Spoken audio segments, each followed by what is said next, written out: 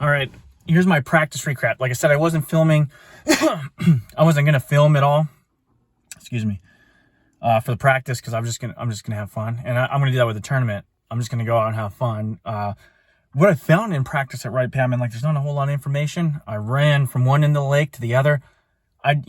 In pre-practice, I came here that one day. Well, one day was just horrible. I didn't really get to do anything, and then I came that one day, and I went way up in the river, and there was a lot of fish I graphed, and just as they were sitting in the channels, and then I didn't really fish at all. I'll just say this, because I don't know if anybody's watching this is competing, but I'm not up there, all right?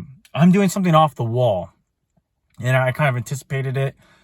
It was something in the back of my mind, and actually, I didn't find it until the last day of practice. It didn't come together, because I ran around the lake. I'd catch a fish here, catch a fish there. I went to somewhere where there's a lot of people, and I caught fish there, and I caught one there in pre-practice. Then I ran to another part of the lake by the river where there was nobody, and caught somebody there. Caught some fish there, or caught a fish, and then had some blowing up. Sorry, I don't know what it is around here, allergies or whatnot. But then I ran to another part of the lake and did the same thing. Now, over the 2 days I practiced, now I was like, well, what's the common denominator? I'm going over here, I'm catching some fish. There's some signs that they're spawning. They're all dotted up and whatnot, and they look like they're spawning, or they're not, or they're at least building beds, but the water's fluctuating. But then I noticed that all those fish, there's something special about the way I was catching them. All but one. And even him might have been doing the same thing, just more advantageously in a different aspect. We can divulge that later. But anyway, so then I went over to this other part of the lake, and I caught one, and I was like, all right, well, I guess this is as good a place as any.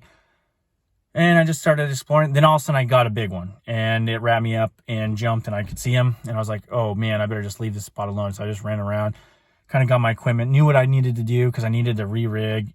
So anyway, go somewhere else, farting around, catch a real small one. And then I hook into like an 8-pounder, and it jumps and it spits it, right?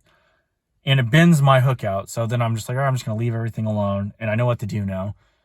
I'm just going to upsize everything that I need to upsize, and just be prepared for what I was doing, which is interesting, not to say the least. But so either I'm going to crash and burn, or I'm going to rise, at least to the top third.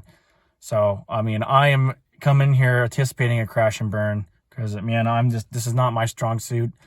I like it, or I don't really like it. I'd rather have options. I just don't feel like the way this water fluctuates here, there's not a whole large population of these fish. I think some years they have good spawns, and some years they have really horrible spawns because of how much the water fluctuates here. But I'm just gonna go out and have fun, and that's all I can do. I'm not gonna worry about it, because I'm just anticipating not doing.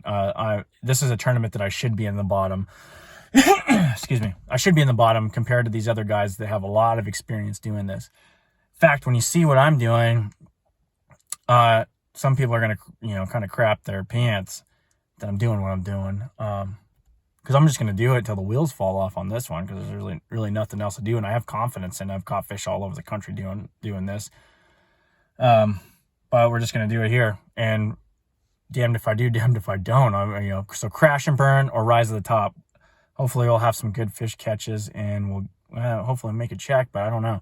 But I don't really care, because this is my tournament that I'm like, all right, this is the one on the schedule that I should do bad in if I'm going to do bad in one. This should be my bomb. So we're just going to go have fun. Wing it. What else was I going to say?